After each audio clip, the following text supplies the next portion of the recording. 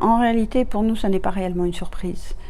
Nous avons publié avec l'Union TLF et OTRE un communiqué commun pour exprimer le fait que ce plan est avant tout un plan de long terme qui se projette sur 10 ans, assez général, donc on bénéficiera en tant qu'entreprise du transport routier de mesures générales, mais on sera extrêmement attentif à ne pas avoir à financer une partie de ce plan de relance. C'est notre préoccupation, puisque, comme vous le savez, notre fiscalité a augmenté en début d'année.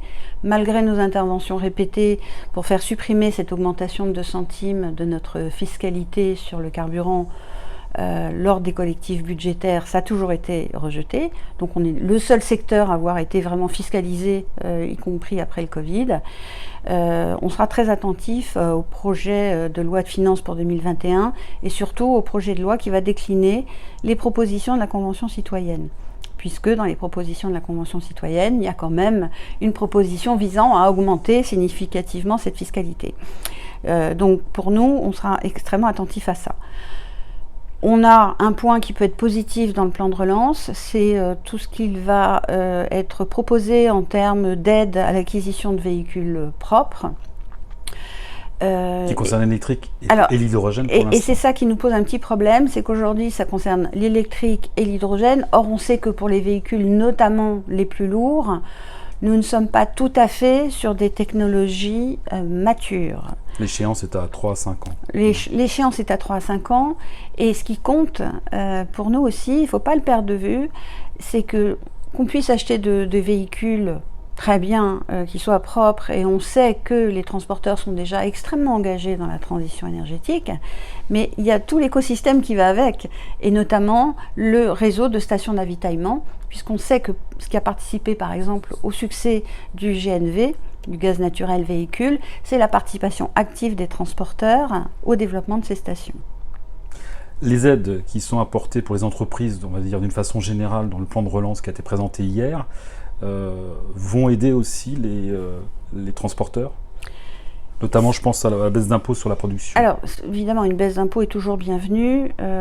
Et puis, c'est quelque chose qu'on attendait depuis longtemps, qui doit permettre de relancer la compétitivité des entreprises françaises.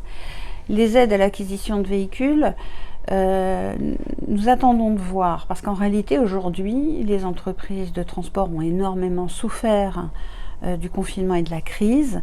Notre propre enquête économique qui a été publiée début août témoigne qu'on n'a pas retrouvé les niveaux d'activité d'avant-crise.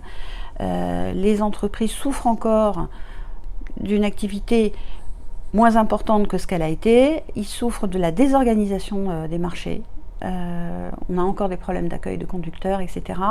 Une rentabilité qui n'est pas terrible. Donc les comptes d'exploitation ne sont pas du tout positifs. Et pour investir, il faut de l'argent.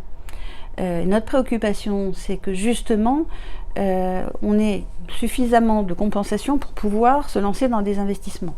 Aujourd'hui, pas certain en cette rentrée que ça soit la priorité absolue de toutes les entreprises de transport. Les transporteurs ont la trésorerie justement pour investir dans du parc roulant. Les entreprises ont de la trésorerie à peu près grâce aux mesures qui ont été mises en place, notamment les prêts garantis par l'État, etc. Mais ils ont aussi des échéances à assurer.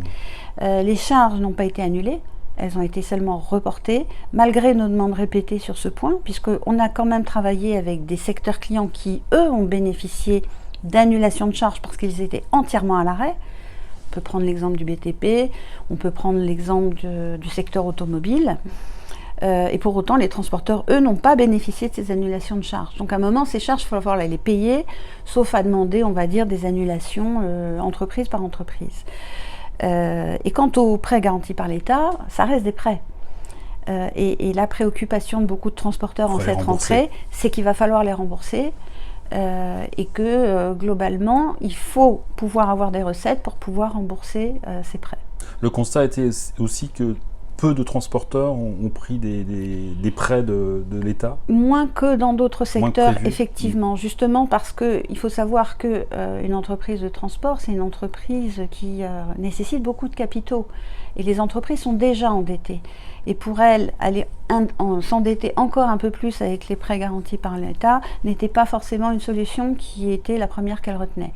Donc on a aussi des demandes de report d'échéance de crédit bail. de négociations sur ces aspects-là pour aider les entreprises à passer ce cap. Alors on le voit notamment avec le plan de relance, le gouvernement est quand même plus pro-ferroviaire que pro-route, on va dire, entre guillemets, si on peut résumer comme ça. C'est quoi, vous ressentez un sentiment d'amertume ou de colère Si je voulais faire un peu d'ironie, je dirais que ça fait 30 ans qu'on entend qu'il faut relancer le fret ferroviaire. Et le fret ferroviaire n'a jamais cessé de réduire sa part modale. Qui ne transporte que, je crois, 8% des marchandises 9% en France. d'après nos derniers chiffres. Et on sait que chaque gouvernement, lorsqu'il évoque la politique des transports, évoque surtout le report modal de la route vers le rail. Si le rail est moins performant, c'est sans doute pour des problèmes structurels et certainement pas à cause de la concurrence de la route. On voit que dans d'autres pays européens, le ferroviaire marche mieux. L'Allemagne, absolument, et le secteur routier est tout aussi important. Maintenant, c'est un plan de long terme, une fois de plus. Il s'agit sur 10 ans de doubler cette part modale, donc de passer de 9 à 18%, voire 20%. Mais il est absurde d'opposer les modes entre eux. Pourquoi ? Parce que même si on double la part modale du ferroviaire dans 10 ans, le transport routier de marchandises va rester majoritaire entre 75 et 80%. Et les transporteurs ont toujours été pour la complémentarité. Mais absolument, nous avons énormément d'entreprises qui travaillent avec le ferroviaire. Nous sommes les premiers clients du transport combiné. Donc pour nous, opposer les modes est absurde. Nous nous plaisons à répéter que le transport ferroviaire est rentable au-delà de 500 km. La distance moyenne de transport routier de marchandises, elle est de 130 km. En plus, si on y ajoute un phénomène assez récent, celui du déploiement de l'e-commerce, on voit bien que le dernier kilomètre, c'est encore le camion qui le fait, et qui le fait même de plus en plus. D'où le fait que, certes, aidons le rail, on ne le regarde pas du tout de manière ironique ou autre, mais n'oublions pas que le transport routier de marchandises restera longtemps le mode premier de transport en France. Donc plus que tout, vu le contexte, vous poursuivez votre campagne. Si vous l'avez, c'est qu'un camion vous l'a apporté. Absolument. On peut rappeler un petit peu le principe. Alors, à la fin du confinement, on a premièrement fait une grande campagne radio sur RTL et sur les réseaux sociaux. On vous a entendu d'ailleurs. C'était l'une des voix. Et on a fait parler d'ailleurs de vrais conducteurs, de vrais transporteurs. C'est une campagne qui a énormément de succès, un très bon retour, une très bonne cible d'audience. Et on a voulu capitaliser sur quelque chose que les transporteurs nous demandent depuis très très longtemps, puisqu'on a un support formidable pour déployer notre communication, ce sont les camions eux-mêmes. Et donc on a édité 30 000 autocollants. 30 000 qui ont été apposés sur les camions, qu'on a vus sur les routes de France. Si vous l'avez, c'est qu'un camion vous l'a apporté. Il est évident qu'on va poursuivre cette communication. Avec la semaine sur le transport routier. Avec la semaine du transport routier, qui va être une semaine où les entreprises en région vont ouvrir leurs portes aux élus de toute nature, députés, sénateurs, du Premier ministre maires, aux députés. Mais on ne désespère pas d'avoir des membres du gouvernement. Parce que pour nous, il est important que les politiques voient la réalité de ce qu'est l'entreprise de transport. On l'a déjà fait, bien entendu, et à chaque fois, ça donne à peu près la même chose. On a des gens qui arrivent quand même avec un certain nombre d'idées reçues, et quand ils voient la cohésion des équipes, quand ils voient la sophistication de l'organisation, ils sont toujours étonnés. Et c'est exactement ça qu'on veut montrer. Et surtout le faire en région parce que... Sur le terrain. On veut être terrain. On veut montrer qu'une entreprise de transport, elle participe à l'activité locale, elle participe à l'emploi local.